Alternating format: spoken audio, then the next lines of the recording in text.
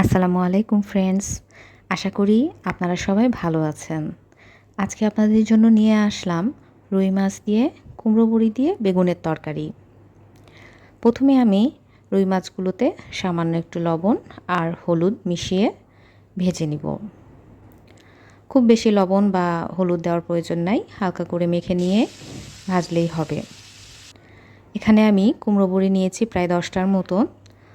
এই বড়িটা সিদ্ধ হতে মিডিয়াম টাইম লাগে। কিছু কিছু বড়ি আবার অনেক বেশি এবং অনেক কম সময় লাগতে পারে। আমি নিয়ে নিয়েছি 2টা বেগুন কিউব করে কাটা, আর এখানে নিয়েছি 3টা পেঁয়াজ আর কিছু কাঁচামরিচ। মাছটা এই যে মিডিয়াম করে আমি হালকা করে ভেজে নিয়েছি। অতিরিক্ত মাছটা ভাজবো না, মাছটা তুলে নিব। আর ওই ফ্রাই প্যানেই আমি কুমড়ো বড়িগুলো নিয়ে ভেজে নিব। কুমড়ো বড়িগুলো ভাজার সময় খেয়াল রাখবেন যেন এটা কালো না হয়ে যায়, লাল করে ভেজে নেবেন। বেশি কালো হয়ে গেলে কিন্তু কুমড়ো বড়িটা দিতে লাগবে। ভাজা হয়ে গেল। এখন আমি কড়াইয়ে মোটামুটি রান্নার জন্য যেটুকু তেল দরকার সেটুকু নিলাম, আর সেই পেঁয়াজ আর কাঁচামরিচটা এখানে ছেড়ে দিলাম। আমি এগুলোকে সুন্দর করে ভেজে নিব। খুব বেশি লাল করব না, মিডিয়াম লাল করে এটাকে আমি ভেজে নিব। ভালোভাবে নেড়েচেড়ে ভেজে নিচ্ছি। এখন আমি এখানে দিয়ে দিলাম লবণ স্বাদ মতো, আর আদা রসুন বাটা দিয়ে দিলাম 2 চা চামচের মতো, আর দিয়ে দিলাম হলুদটা এখানে আমি 1 চা চামচের একটু কম দিয়েছি। এবার আমি সুন্দর করে মশলাটা একটু নেড়েচেড়ে নিলাম যাতে পুড়ে না যায়। এখানে আমি এখন দিয়ে দিব আধা চা চামচ শুকনা মরিচের গুঁড়া, আর 1 চা চামচেরও একটু কম জিরা গুঁড়া। এগুলো মশলাগুলো নিয়ে আমি সুন্দর করে ভাজা ভাজা করে নেব। লক্ষ্য করুন আমি অল্প একটু পানি দিয়েছি এখানে মশলাটা কষানোর জন্য, বেশি পানি দেওয়ার প্রয়োজন নেই। সুন্দর করে মশলাটা কষিয়ে নিব। এরপরে আমি এখানে কুমড়ো বড়িগুলো দিয়ে দিব।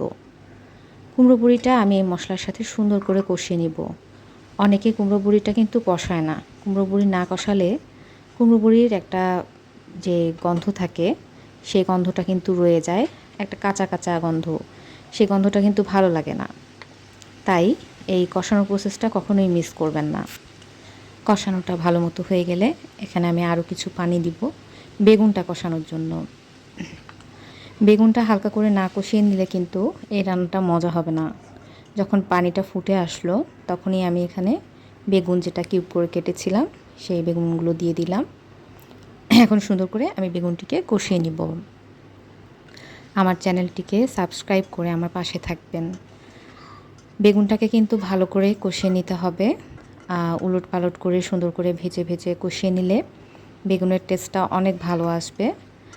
আর বড়িটাও এর মধ্যে কিন্তু কষানো হচ্ছে, যেহেতু এই বড়িটা সিদ্ধ হতে মোটামুটি সময় লাগে, তাই আমি এগুলোকে ভালো মতো কষিয়ে নিচ্ছি। আর যদি বড়িগুলো মানে একদম কম হিটেই সিদ্ধ হয়ে যায় সেই ক্ষেত্রে আপনি বড়িগুলোকে আগে তুলে রাখবেন। এভাবে ভাজা ভাজা করে আমি তেল ফুটিয়ে বেগুন আর বড়িগুলোকে সুন্দর করে কষিয়ে নিলাম। এরপরে আমি এখানে দিয়ে দিব পরিমাণ মতো গরম পানি।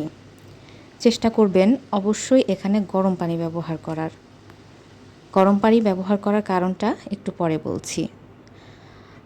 আমার ফেসবুক পেজটিকে আপনারা ফলো দিয়ে রাখবেন আর লাইক করে রাখবেন, তাহলে রান্না ছাড়াও আমি যেই ছোট ছোট থটসগুলো এবং আমার লাইফের ছোট ছোট বিষয়গুলো শেয়ার করি সেগুলো দেখতে পারবেন। কিছুক্ষণ পরে যখন পানিটা ভালো মতো ফুটে উঠবে তখন আমি এখানে মাছগুলো দিয়ে ভালো করে রান্নাটা করে নেব। প্রায় 10 মিনিটের মতো ঢেকে রান্না করলেই রান্নাটা হয়ে যাবে। আর উপরে দিয়ে দিলাম ভাজা জিরের গুঁড়ো। রান্নাটা হয়ে গিয়েছে। আমি এখন সার্ভিং ডিশে রান্নাটা ঢেলে নিলাম। দেখুন কত সুন্দর হয়েছে। গরম পানি দেওয়ার যে কথাটা বলছিলাম সেটা হচ্ছে, যখন আপনি বেগুন বা বড়ি বা এমন কোনো সবজি রান্না করবেন যেটা সিদ্ধ হতে অনেক সময় লাগে, সেটাতে গরম পানি ব্যবহার করলে রান্নাটা দ্রুত হবে এবং আপনার রান্নাটার স্বাদ বেড়ে যাবে। তাই অবশ্যই চেষ্টা করবেন গরম পানিটা ব্যবহার করার। আমার চ্যানেলটিকে সাবস্ক্রাইব করে আমার পাশে থাকুন। আপনারা সুস্থ থাকুন এবং ভালো থাকুন। ধন্যবাদ সবাইকে।